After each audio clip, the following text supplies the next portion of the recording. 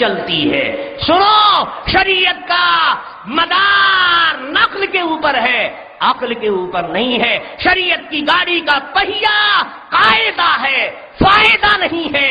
تم business mind ہو، دین کو business بناتے ہو، اس لیے فائدہ فائدہ فائدہ فائدہ۔ تو عرس کرنے میں بہت فائدہ ہے۔ دیکھا یار لوگوں نے، واہ ری واہ، کیسا مبارک دن ہے اور کیسی پرنور فضا ہے، ایک دن میں سال بھر کی کمائی ہو جاتی ہے۔ اس سے زیادہ حضرت کا فیض اور کیا پہنچے گا؟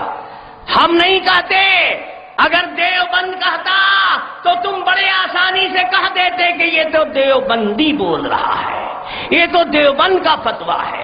ہم تم پوچھتے ہیں تم سے، صدیق اکبر کی خلافت میں سعودی حکومت تو نہیں تھی، نجدیوں کا اقتدار تو نہیں تھا۔ صدیق اکبر کی حکومت میں پورے بدر کے میدان میں احد کے شہیدوں کی قبروں پر کہیں ایک چادر اور کہیں عرس کا میلہ دکھا دو۔ آج بڑی آسانی سے کہہ دیتے ہو وہاں تو ہم اس لیے نہیں کر سکتے کہ وہاں پٹائی کٹائی شروع ہو جاتی ہے، وہاں ضرب یضرب کی گردان شروع ہو جاتی ہے، بانون تاکید ثقیلہ و خفیفہ شروع ہو۔ ارے آج نجدیوں کا اقتدار ہے، فاروق اعظم کی خلافت میں بھی نجدی مسلمان بستے تھے، وہاں بھی بہاوڑوں ہی کا اقتدار تھا، وہ بھی نبی کے گستاخوں کا دور تھا۔ فاروق اعظم نے کبھی احد کے شہیدوں کے مزار پر چادر چڑھایا ہو، ان کے عرس منائے ہوں تو تاریخ کے حوالے سے دکھاؤ۔ معلوم ہوا کہ یہ صحابہ کا طریقہ نہیں تھا اور اولیاء کا بھی نہیں تھا۔ ایمانداری سے بتاؤ، خواجہ ہند حضرت شیخ معین الدین اجمیری رحمت اللہ علیہ کے پیر تھے کہ نہیں تھے؟ ان کے پیر کا نام کیا تھا؟ کہو کہ 12 بجے رات کے بعد تو یاد کی ہوئی چیز بھی بھول جاتی ہے، یہ تو پہلے ہی سے ہم بھولے ہوئے ہیں۔ شیخ عثمان ہارونی ان کے پیر کا نام تھا۔ شیخ عثمان ہارونی کا پہلے انتقال ہوا کہ خواجہ اجمیری کا پہلے انتقال ہوا۔ شیخ عثمان ہارونی خواجہ اجمیری کی زندگی میں انتقال کر گئے تھے۔ خواجہ اگر عرس و چادر والے ہوتے تو اپنے پیر حضرت شیخ عثمان ہارونی کے مزار پر عرس کرتے، چادر چڑھاتے اور میلہ لگاتے، لیکن کوئی مائی کا لال کسی مستند تاریخ کے حوالے سے دکھا نہیں سکتا ہے کہ خواجہ اجمیر نے کسی ولی کے مزار پر چادر چڑھایا ہو اور عرس کیا ہو، اور کوئی نہیں دکھا سکتا کہ غوث العظم نے، خواجہ بغداد نے اپنے پیر کا عرس منایا ہو۔ تو غوث کا دامن ان کے ہاتھ میں ہے جو بے عرس والے ہیں، جو بے چادر والے ہیں۔ اور چادر گاگر والا کہتا نہیں چھوڑے گے، ارے پکڑا ہم، تم کون چھوڑنے نہ چھوڑنے والے؟ ایک سے نوجوان کو دیکھا بڑی دھمکی دے رہا، نہیں دیں گے طلاق دیں گے نہیں، کسی حال میں نہیں دیں گے، دے ہی نہیں سکتے۔ ارے بھائی تیری شادی ہو گئی ہے؟ کہا نہیں شادی تو نہیں ہوئی۔ تو پھر کس کو کہا؟ اس کی بیوی کو۔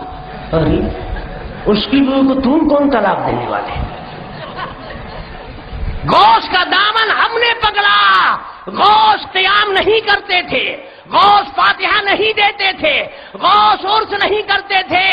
کوئی مائی کا لال دکھا دے کہ غوث العظم شیخ محی الدین خواجہ بغداد، اور کوئی دکھا دے خواجہ اجمیر، اور کوئی دکھا دے صابر کلیری، اور کوئی دکھا دے نظام الدین اولیاء بیٹھے تھے مجلس میں، نبی کا تذکرہ چل رہا تھا اور ایک بیگ ختم پر سب کھڑے ہو گئے اور جھوم کر مستی میں لاکھوں سلام بھیجنے لگے۔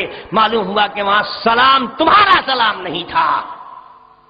کوئی دکھا دے کہ خواجہ اجمیر کے بارگاہ میں 11 تاریخ کو فاتح ہوا ہو، 12 تاریخ کو شیرنی بنائی گئی ہو، دیگ چڑھایا گیا ہو، خواجہ اجمیر نے اس کے اوپر فاتحہ پڑھی ہو۔ پتہ یہ چلا کہ یہ فاتحہ جس کو جعلی، جس کو انگریزی ملا ڈپلیکیٹ شیروانی پگڑی جبہ اور دستار والا جھوٹی روایت پیش کر کے کہتا ہے کہ نبی نے دیکھو کھجوروں کے اوپر فاتحہ پڑھی، اگر واقعی یہ فاتحے کی حدیث ہے تو مولانا احمد رضا خان صاحب لکھتے ہیں اپنی کتاب الحجۃ حجت الفائحہ میں صفحہ 16 پر لکھتے ہیں فاتحے کے وقت شیرینی کا سامنے رکھنا بیکار اور عبث کام ہے. بتاؤ نبی نے عبث کام کیا؟ خان صاحب بول رہے ہیں کہ یہ عبث ہے. معلوم ہوا کہ خان صاحب بھی جانتے ہیں کہ یہ سب حدیث فاتحے کے ثبوت کے لائق نہیں ہے، جعلی اور زکیل باتیں ہیں. اگر کوئی چیز حدیث سے ثابت ہوتی تو اس کو عبث و بیکار کہنے والا کہاں جائے گا؟ طاہر حسین کے بتانے کی ضرورت پیش آئے گی. تم نے تو خان صاحب کا بھی حلیہ بگاڑ دیا. ایسا اجتہاد کیا کہ خان صاحب کی بھی کھٹیا کھڑی ہو گئی. خان صاحب کہتے ہیں فاتحے کے وقت میں شیرنی کا سامنے رکھنا محض جہالت ہے، عبث و بیکار کام ہے. بتاؤ اگر یہ حدیث سے ثابت ہوتا تو جو چیز حدیث سے ثابت ہو تمہارے یہاں عبث و بیکار ہو سکتی ہے. ہم تو 100 جان سے اس پر قربان ہیں، وہ تو سنت ہو جائے.